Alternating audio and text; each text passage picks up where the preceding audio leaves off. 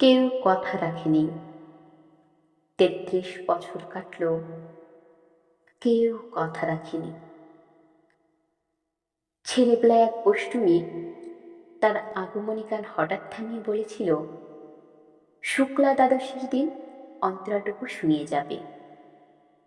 তারপর কত চন্দ্রভোগ অমাবস্যা এসে চলে গেল, কিন্তু সে বষ্টমী আর এলো না। ২৫ বছর প্রতীক্ষায় আছি। মামা বাড়ির মাঝি নাদির আলী বলেছিল, বড় হও দাদা ঠাকুর, তোমাকে আমি ৩ প্রহরের বিল দেখাতে নিয়ে যাব। সেখানে পদ্ম ফুলের মাথায় সাপ আর ভ্রমর খেলা করে। নাদির আলী, আমি আর কত বড় হব? আমার মাথা ঘরের ছাদে করে আকাশ স্পর্শ করলে তারপর তুমি আমায় ৩ প্রহরের বিল দেখাবে?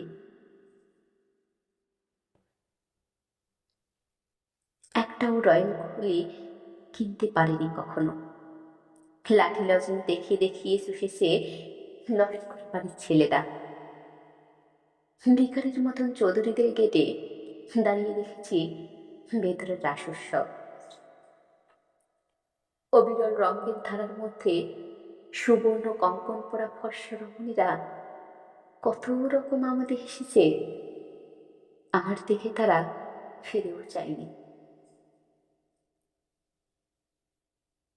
বাবা আমার কাছে বলেছিলেন, দেখিস একদিন আমরা।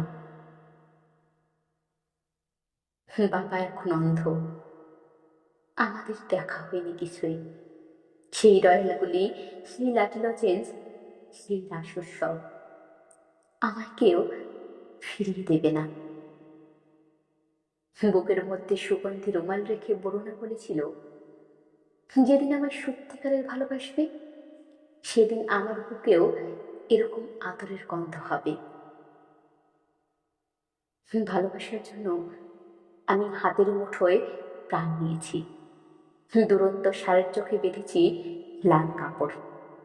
বিশ্ব সংসার তন্ন তন্ন করে খুঁজে এনেছি ১০৮টি নীলপদ্ম। তবু কথা রাখিনি বরুণা।